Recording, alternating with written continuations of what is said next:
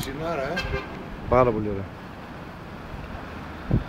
Απλά το σέρβις είναι πολύ μακριά, ρε Σπύρο. Πρέπει να κατεβάσουμε ένα μπαρ κάτω, να ξέρεις. Για πού λες έλει. Γενικά για να σερβίρει όλο αυτό το χώρο κάτω. Δεν το είδες, πάμε κάτω. Όχι, οι αποστάσεις. Ωραία. Δεν θες να σερβίσεις τελευταία ξαμπρός να πει κάτι. Ένα μπαράκι εκεί πέρα. Αυτό σου λέω. Θέλει κάπου στη μέση για να μην μεταφέρει πράγματα, να ξέρεις. Θα κάνω στη μέση. Έτσι. Και θα μας δίνει τέτοια λεφτούλια, 18 ευρώ. Ειστήριο.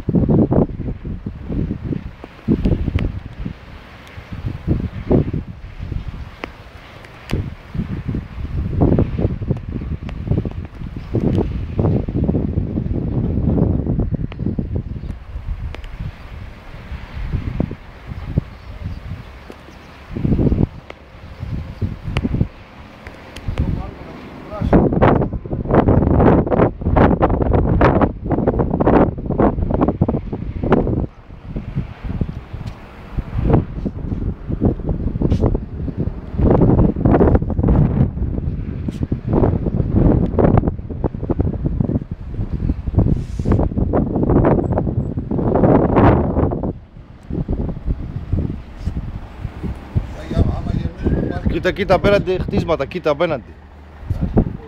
Όλα από πίσω το βουνό αυτό είναι γεμάτο. Εδώ κοίτα. Εδώ το πάρκο να με γεμίσει έχουμε το άλλο και κάτω. Βλέπεις. Ναι, ναι, ναι.